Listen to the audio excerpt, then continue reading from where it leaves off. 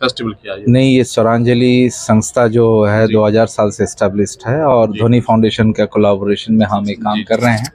और ये करीबन ये इसकी जो सेकेंड एडिशन है ध्वनि फाउंडेशन का, हमारा स्वर ध्वनि जो फेस्टिवल है। इसका मेन मकसद है कि दिल्ली के जो भारतीय कलाकार है, युवा पीढ़ी है, उनके साथ साथ जो एस्टेब्लिश कलाकार है, उस्तादों के साथ, पंडित के साथ मिलके कार्यक्रम करे।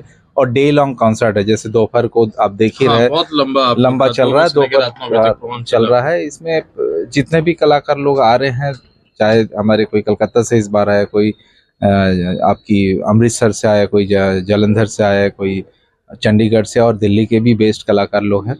और सबको मिला के दिल्ली के जो युवा कलाकार हैं उनको भी पसंद दिया। फिर सेरा मिलेनियम स्कूल के जो बच्चे स्टार्टिंग में गाए हैं राग बेहा ईमान और एक स्तोत्रम के साथ शुरुआत किए थे।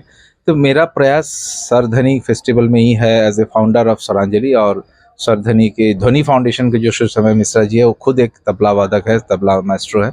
हम दोनों का विचार यही है कि हम क्यों नहीं उभरते हुए कलाकारों को ये मौका स्टेज दिया जाए, और साथ उनके समक्ष अगर सामने गुणी कलाकार है। सर, स्वरांजलि फाउंडेशन को लगभग 25 साल हो गए, ध्वनि को 2 साल हो गए। कितने कलाकारों को आपने एक ऊंचाई की बुलंदी तक पहुंचाया, जो लोग लगता है कि हाँ जी कामयाब हो गए लोग? बहुत अनगिनत कलाकार है, अगर मैं काउंटिंग कर नहीं पाऊंगा साल भर में कितना मैं कॉन्सर्ट करते हैं। और ये एकल प्रयास है, इंडिविजुअल इनिशिएटिव है। We don't get anything support from any और like this kind of things anywhere from government and all. और सर, मैं एक चीज यहाँ पर और ये पूछना चाहूंगा, आपने भी कहा कि हम लोग दिल्ली में इस तरह की, क्या दिल्ली के बाहर के स्टूडेंट आपसे जुड़ना चाहे? वो बहुत कोई भी स्टूडेंट आ सकते हैं। इवन हम दिल्ली के बाहर भी जाके कार्यक्रम करते हैं। जैसे अभी 3-4 हमारा कार्यक्रम कलकत्ता में था, वहाँ पे भी किए 3-4। उसके पहले हम लोग यहाँ पे घराना फेस्टिवल किए। तो हमारा 2-3 जो फेस्टिवल हर साल होता है, जैसे स्वर ध्वनि फेस्टिवल होता है, ऐसे ही हमारा प्रवासी भारतीय संगीत महोत्सव होता है, जो डेडिकेटेड टू ऑल द प्रवासी, जो NRIs इंडिया के बाहर रहते हैं, हिंदुस्तान के सभी लोगों के प्रति डेडिकेट करके। ऐसे मूर्छना फेस्टिवल होता है। सर, आपको लगता नहीं है कि शास्त्रीय संगीत को लेकर, मतलब आज के दौर में जो यंग जनरेशन है वो बहुत पीछे की ओर जो है वो दिख रही है, कतार में वो आगे, मतलब इसको दिलचस्पी नहीं ले रहे वो लोग? इसीलिए नहीं, बात सही है कि दिलचस्पी नहीं ले रहे, पर शास्त्रीय संगीत, एक कहावत है शास्त्रीय संगीत के बारे में, ये गुणी और धैनी समझ सकता है। ये गुणियों के लिए है, और जो धैनी लोग हैं उनके लिए शास्त्रीय संगीत है। पर इन यंग जनरेशन से नो डाउट बहुत टैलेंट है, they are very very talent, पर समय के अभाव, उनकी पेशेंस के अभाव से उनका रियाज साधना छूट जाता है। और मोस्टली क्या कहना है कि हमारे आज की पीढ़ी में इसको रोजी रोटी करना बहुत ही मुश्किल काम, फिर भी प्रयास करते हैं। और लोग इंस्टेंट चाहते हैं कि हमारा लाइक बढ़े, इंस्टेंट चाहिए। तो शास्त्रीय संगीत इंस्टेंट के लिए नहीं, और साधना के लिए नहीं, साधना के लिए। और साधना जब करेंगे तभी आप परमात्मा तक आपको मिलेगा, सुकून की जर्नी मिलेगा। तो जब तक आप उसको एक्सपीरियंस के आधार पर इसको आगे नहीं बढ़ पाएंगे ना, तब तक इसको नहीं होगा। और आजकल की जो ट्रेंड है शास्त्रीय संगीत, ये तो पीढ़ियों से करते हुए आ रहे हैं। तो इसको और आगे लेके जाना, इसका प्रचार प्रसार करना, इसको एस्टैब्लिश करना हम सभी कलाकारों की जिम्मेदारी है। और तमाम जो सोशल मीडिया की भी जिम्मेदारी है, जो सोशल मीडिया जो कर सकते हैं, मैं उन पे, क्योंकि सर देखो, जो शास्त्रीय संगीत तो मैं देखता हूँ कि लोग कवरेज नहीं करते, या उनको मतलब चटकता भटकता रील्स और ये तमाम चीजें, मतलब उनको इनसे टीआरपी नहीं बढ़ेगा शास्त्रीय संगीत से। तो जैसे मैं बताया, शास्त्रीय संगीत गिने चुने लोगों के लिए, गुणी और धनी लोग इसको समझ सकते हैं और इसकी तारीफ कर सकते हैं। बाकी और ये चीज संस्कृत को भी जोड़ती है, कहने का ना, ऑफकोर्स साहित्य संस्कृत तब जाके शास्त्रीयता आया ना, दोनों में है। तो ये परंपरा है, 5000 साल पुरानी परंपरा, उससे भी पहले की परंपरा है। तो हम विरासत में जो हमें धरती में मिला, इस धरती में वो सभी कलाकार विद्वान, हमारे गुरु, उनके गुरु, परदादा गुरु की सबकी देन है, जो इनको आगे तक यहाँ तक लिया है। और हम सिर्फ एक सेवक के नाते इसकी काम कर रहे हैं कि नई पीढ़ी, जनरेशन को हम आगे ले जाए और उनको मौका मिले और इंस्पिरेशन। राजकुमार मजुमदार, मैं एक संतूर वादक हूँ जी। मैं पंडित भजन सोपोरी जी का सबसे सीनियर मोस्ट डिसाइपल हूँ। सर, ये ध्वनि फेस्टिवल मनाया जा रहा है, ध्वनि को मतलब लगभग 2 साल बता रहे हैं, और स्वर जो है मतलब 25 साल से लगभग 25 साल मनाया जा रहा है। ये तमाम चीज किस तरह देखते हैं आप, जो है कैसा लगता है फेस्टिवल जो है? नहीं, मैं जो अभी आज आया हूँ, ये स्वर ध्वनि का 2nd ईयर है। हाँ, स्वर ध्वनि का 2nd ईयर, और ये स्वर का शायद 25वां साल लोग मना रहे हैं। वो तो है, लेकिन अभी दोनों क्लब होके कंबाइंड होके दूसरे साल है। तो इसमें उभरते हुए कलाकार भी है और प्रतिष्ठित कलाकार भी अंश ले रहे हैं, भाग ले रहे हैं। और इससे पिछले साल भी बहुत अच्छे आर्टिस्ट ने वो किया है, मैंने कवरेज किया। हाँ, और इस साल भी अच्छे आर्टिस्ट हैं। तो ये दिल्ली में भी काफ़ी इनका इस फेस्टिवल का नाम हो रहा है, धीरे धीरे बढ़ता जा रहा है। और इसमें सुब्रत दे और सुषमा का बहुत बड़ा जो योगदान अच्छा, जो नए उभरते कलाकार है, क्या लगता है उनको कि मतलब उनके लिए अच्छा प्लेटफॉर्म है ये? उन लोगों को मतलब एक मौका दिया जा रहा है कि मौका दिया जा रहा है, लोग आ रहे हैं और सारे गुणी आदमी आ रहे हैं, मतलब कि जो सीखे हुए हैं वही आते हैं। जी जी। क्योंकि खासकर क्लासिकल का तो लिमिटेड ऑडियंस होता है, मतलब कि ये जैसे अगर फिल्मी गीत हो या कुछ गजल हो उसके ऑडियंस अलग होती है जी। क्लासिकल के लिमिटेड ऑडियंस है, लेकिन लिमिटेड में भी जो सीखे हुए हैं, जो समझते हैं क्लासिकल को, वही आते हैं। तो इस हिसाब से ये फेस्टिवल में जो भी लोग आ रहे हैं बहुत सीखे हुए हैं, तो ये अच्छा है फेस्टिवल। धन्यवाद। किस तरह देखते हैं? नहीं, बहुत सही कहा उन्होंने। एक्चुअली ऐसी संस्था की बहुत ज़रूरत है जी, जो हमारे जो उभरते हुए कलाकार हैं, जो मेहनत कर रहे हैं इस फील्ड जी, में, जी। उनको एक प्लेटफॉर्म दे और उनको एक अच्छा ऑडियंस दे। जी। तो स्वर ध्वनि जो है वो 2 साल से ही नहीं, पहले भी कर रही है, लेकिन 2 साल से ज़्यादा एक्टिव है। तो ये बहुत अच्छा प्रयास है और ऐसी संस्था और आनी चाहिए, क्योंकि हमारे संगीत की तरफ रुझान थोड़ा सा और बढ़ना चाहिए हमारे यहाँ, और उसके लिए यंगस्टर को आगे लाना, उनको सीखने के लिए या उनको सुनाने के लिए एक प्लेटफॉर्म तैयार होना चाहिए जो स्वर ध्वनि। मैं एडवोकेट सोनाली शाह हूँ। मैं ऐसे मूल रूप से बनारस से हूँ। फिलहाल पिछले कई सालों से दिल्ली में रहती हूँ और अपनी प्रैक्टिस करती हूँ। अब ये स्वर ध्वनि फेस्टिवल लगभग 2 सालों से मनाया जा रहा है। ऐसा कहा जाता है कि जो उभरते हुए कलाकार हैं उनको एक अच्छा प्लेटफॉर्म मुहैया किया जा रहा है। आपको क्या लगता है? आप देख रही हैं, आप मौजूद हैं ऑडियंस। सर, यहाँ पे जो कलाकार आ रहे हैं, हमें ये चीज़ समझने की ज़रूरत पड़ेगी कि कुछ कलाकार तो इंडियन क्लासिकल में बहुत फेमस हो गए हैं, लेकिन उनके अलावा भी ऐसे बहुत कलाकार हैं जो उम्दा हैं, जिनको ज़रूरत है उस प्लेटफॉर्म की जहाँ उन्हें वो रिकॉग्निशन और फेम मिले जिसके वो हकदार है। तो हमें ऐसे इवेंट्स की ज़रूरत है जहां हम इंडियन क्लासिकल प्रोटेक्ट कर सकें, और ये भी हमें समझने की ज़रूरत है कि जो अगली जनरेशन है, हमें उसका रुझान अपने कल्चर, अपने म्यूज़िक, अपने पहनावे, अपनी क्राफ्ट के लिए बढ़ाना ज़रूरी है। लेकिन आज की जो जनरेशन है, उस जनरेशन में जो यंग है, वो बिल्कुल रंगारंगी में रंगे हुए हैं, वो रील्स में और दूसरी चीज़ों के अंदर है। तो उनको किस तरह में शास्त्रीय संगीत की तरफ लेकर आएं या अपनी संस्कृति जो संगीत है उसकी तरफ लेकर आए, वो कैसे होगा? शास्त्रीय संगीत की सबसे बढ़िया बात यह है कि जब आप उसको सुनेंगे तो आप उसमें रम जाएंगे।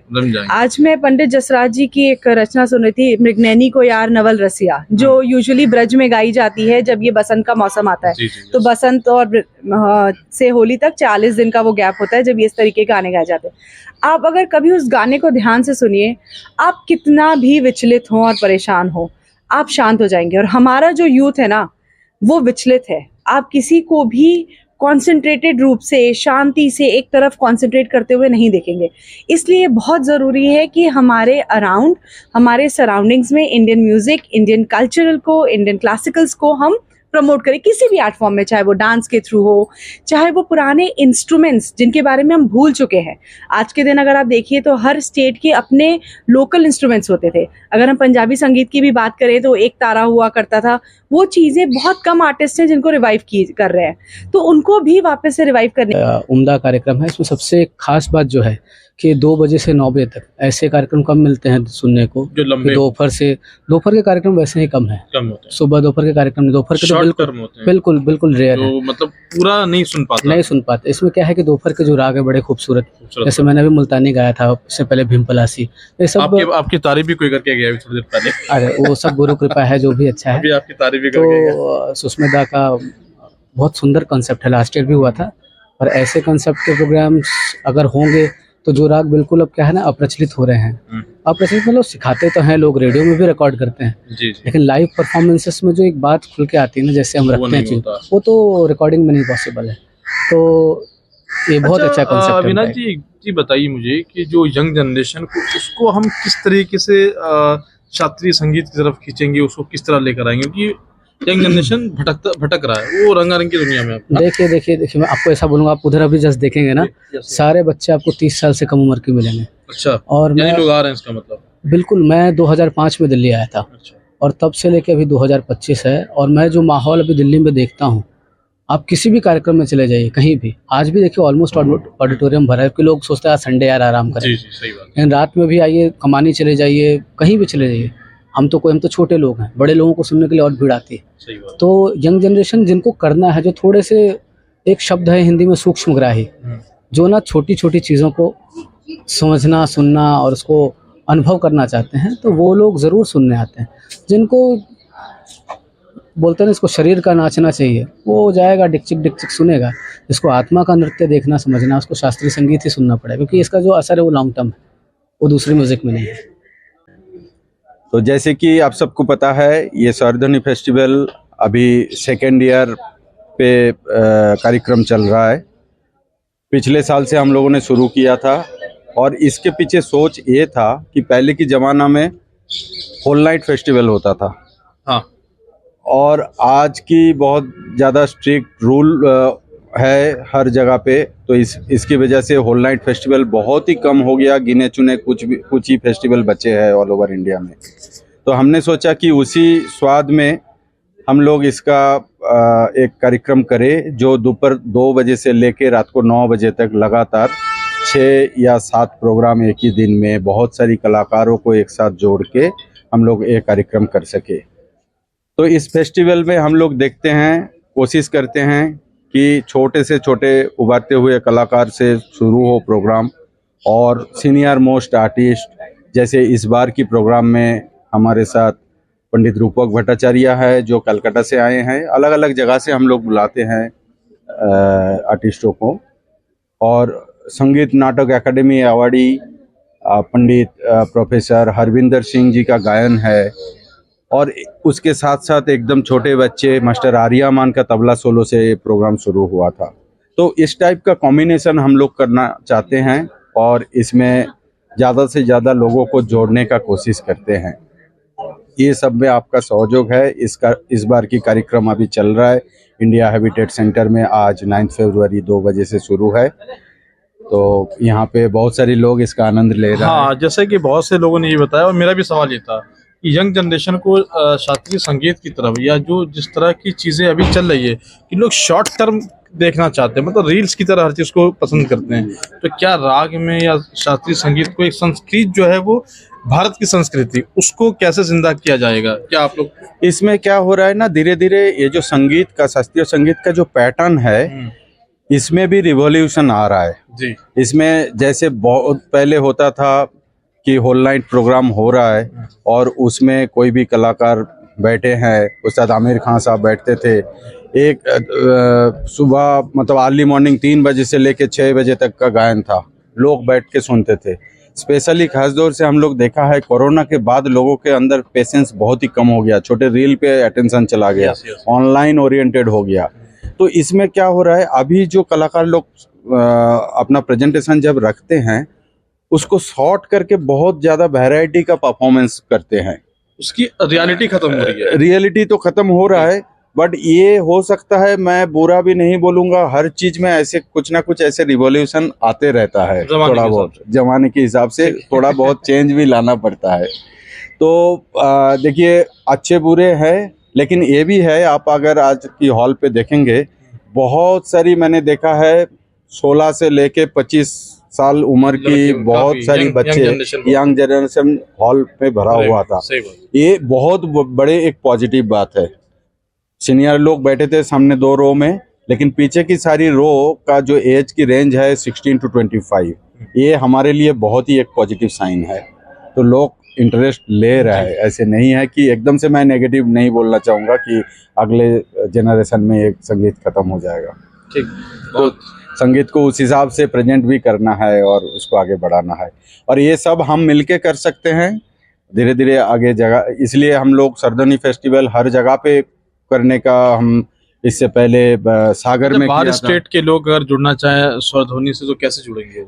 वो हमारे साथ कांटेक्ट कर सकते हैं। हमारा ईमेल आईडी है dhwanifoundationmusic@gmail.com, उसमें लिख सकते हैं।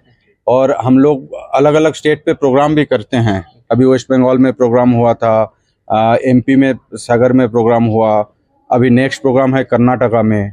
तो ऐसे अलग अलग जगह। तो ये तमाम चीज़ किस तरह देखते हैं? इनका ऐसा मानना है कि जो ऐसे कलाकार उनको प्लेटफॉर्म या स्टेज मुहैया नहीं होते तो वो उनको मुहैया करते हैं और उन कलाकारों को बहुत ऊंचाई तक पहुंचाती है। जी, ये तो देखो बहुत बड़ा काम है, ये भारतीय संस्कृति है ये। और शास्त्रीय संगीत को इसके बारे में सोचना ये किसी किसी का काम है। और आज के समय में जबकि युवा बहुत इंटरनेशनल लेवल पे बहुत कुछ वेस्टर्न के बारे में सोचता है, कुछ है, तो वहाँ उस कला क्षेत्र के बारे में बात करना और उसमें काम करना, ये मैं समझता हूँ ये बधाई के पात्र हैं स्वर ध्वनि वाले जो पूरी टीम है। और ये संगीत को आगे बढ़ाने में और कलाकारों को आगे बढ़ाने में बहुत बड़ा योगदान दे रहे लेकिन हैं। आज की जो जनरेशन है वो जो शास्त्रीय संगीत है उससे बहुत दूर हो गई है। वो रील्स और इंस्टाग्राम तक ही महदूद है। तो उस यंग जनरेशन को हम किस तरह इस करीब लेकर आएंगे शास्त्रीय संगीत को, जो संस्कृति संगीत हम लोगों का? बात ये है, शास्त्रीय संगीत जो है ना, ये शुरू से ही, क्योंकि ये एंटरटेनमेंट वाला संगीत नहीं है, ये इसमें जो विद्या बन जाती है ना, उसमें दिमाग भी लगता है और उसको समझना सुनना दोनों मुश्किल हो जाते हैं। तो ऐसी कला मुझे लगता है शुरू से, आज से नहीं, शुरू से ही इसमें कम ही रहे हैं जो श्रोता है। लेकिन बहुत जो श्रोता रहे या बहुत कमाल के रहे हैं सारे जो श्रोता है। तो अभी कोई ऐसा खतरा नहीं है। मैं तो देख रहा हूँ बच्चों में इंटरेस्ट बहुत है, लेकिन थोड़ा मुझे ये लगता है कि थोड़ा करने वाले इंस्पायर जरूर करें बच्चों को, कि वो इंस्पायर हों बच्चे। कितने सालों से आप जुड़े हैं ये ध्वनि फेस्टिवल से? आप लोग जो है स्वर फाउंडेशन, जो ध्वनि फाउंडेशन, मैं इनसे तो बहुत, मैं कम से कम मुझे 12-13 साल हो गए होंगे इनसे मुझे जुड़े हुए।